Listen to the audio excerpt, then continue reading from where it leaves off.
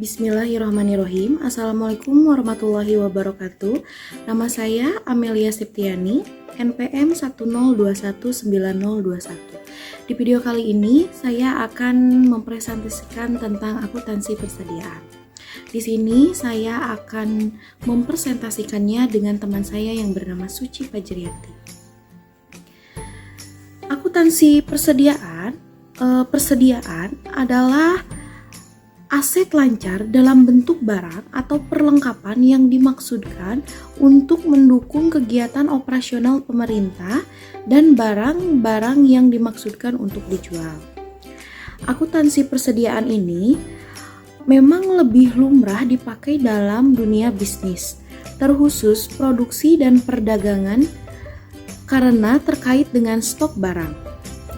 Secara sederhana, akuntansi persediaan ini menyangkut dengan bagaimana suatu usaha bisa mengelola aset dan barangnya agar roda usaha bisa berjalan sebagaimana mestinya. Jenis-jenis persediaan. Yang pertama, barang konsumsi. 2. Amunisi. 3. Bahan untuk pemeliharaan. 4. Suku cadang. 5. Persediaan untuk tujuan strategis berjaga-jaga. 6. Bahan baku.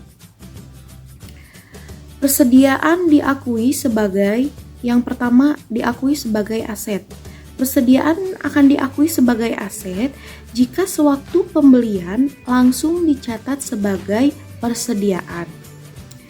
Tetapi jika persediaan diakui sebagai beban, persediaan diakui sebagai beban jika waktu persediaannya dicatat sebagai beban persediaan dan dilakukan penyesuaian di akhir periode.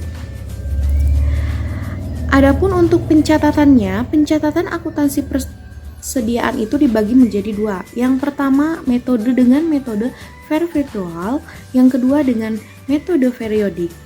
Metode perpetual adalah sistem di mana setiap persediaan yang masuk dan keluar dicatat di pembukuan.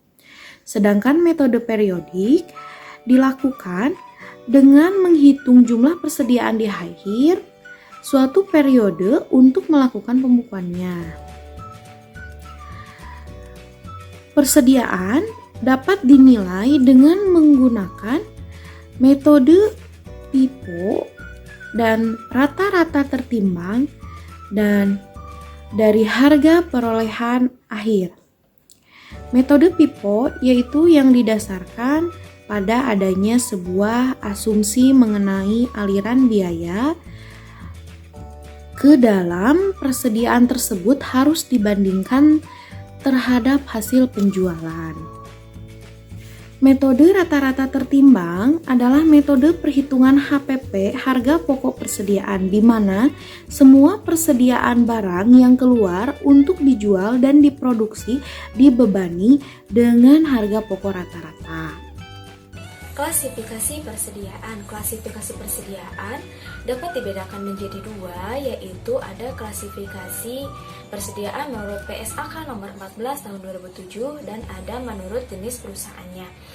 Nah, yang pertama ada menurut PSAK nomor 14 tahun 2007. Istilah persediaan dalam akuntansi ditujukan untuk menyatakan suatu jumlah aktiva yang berwujud, yang menyatakan persediaan adalah aktiva tersedia untuk dijual dalam kegiatan usaha normal, dalam proses produksi atau perjalanan, dan dalam bentuk bahan atau pelengkap untuk digunakan dalam proses produksi. Nah, yang kedua menurut jenis perusahaan. Persediaan barang diklasifikasikan sesuai dengan jenis usaha perusahaan tersebut.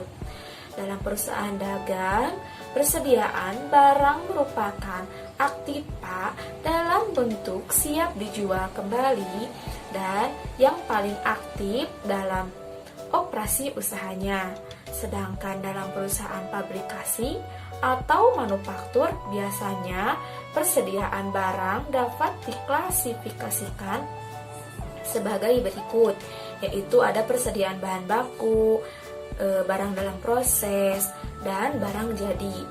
Nah, selanjutnya ada karakteristik persediaan. Yang pertama, barang tersebut dijual kepada konsumen selama periode kegiatan normal perusahaan. Yang kedua, ada sistem pencatatan persediaan menggunakan dua metode, yaitu sistem persediaan periodik dan sistem persediaan perpetual. Yang ketiga, penilaian persediaan menggunakan dua cara penilaian, yaitu dengan pendekatan arus harga pokok dan selain arus harga pokok. Yang keempat, ada persediaan akhir dilaporkan dalam neraca sebagai aktif pelancar. Dan yang kelima, persediaan yang dimiliki perusahaan pada awal suatu periode akuntansi disebut persediaan awal. Dan yang keenam, persediaan yang dimiliki perusahaan pada akhir suatu periode akuntansi disebut sebagai akhir. Dan yang ketujuh, persediaan akhir suatu periode akan menjadi persediaan awal periode akuntansi berikutnya. Penggolongan persediaan ada dua, yaitu penggolongan persediaan menurut perusahaan dagang dan yang kedua menurut perusahaan manufaktur. Yang pertama yaitu penggolongan persediaan perusahaan dagang. Biasanya bagi perusahaan dagang yang bisnisnya adalah membeli dan menjual kembali barang dagangan, pada umumnya persediaan digolongkan menjadi dua, yaitu persediaan barang dagangan. Barang-barang ini secara fisik tidak akan berubah sampai dengan barang tersebut dijual. Nah, ada juga persediaan lain-lain. Barang-barang ini dipakai dalam jangka waktu yang pendek dan biasanya akan dibebankan sebagai beban administrasi dan umum atau biasanya juga sebagai beban pemasaran. Nah, yang kedua ada penggolongan persediaan perusahaan manufaktur. Berbeda dengan perusahaan dagang, perusahaan manufaktur yang bisnisnya mengubah bahan baku menjadi barang jadi. Pada umumnya persediaan ini diklasifikasikan menjadi 5, yaitu yang ke-1 ada persediaan bahan baku, yaitu barang yang dimiliki perusahaan dengan tujuan untuk diolah. Dan yang kedua ada persediaan produk dalam proses, yaitu barang yang masih dalam pengerjaan dan membutuhkan pengerjaan lebih lanjut. Nah, yang ketiga persediaan produk jadi, biasanya barang yang sudah selesai diolah dan siap dijual. Yang keempat ada persediaan bahan penolong, barang-barang yang dimiliki untuk keperluan produksi, tetapi bukan merupakan bahan baku untuk membuat produk jadi. Dan yang terakhir ada persediaan lain-lain. Nah, persediaan merupakan aset yang berupa barang atau pelengkap yang digunakan dalam rangka kegiatan operasional pemerintah. Barang ini juga bahan atau pelengkap yang akan digunakan dalam proses produksi. Selanjutnya, barang dalam proses produksi yang dimaksudkan untuk dijual atau diserahkan kepada masyarakat. Barang ini juga barang yang disimpan untuk dijual atau diserahkan kepada masyarakat dalam rangka kegiatan masyarakat. Cukup sekian yang dapat saya sampaikan.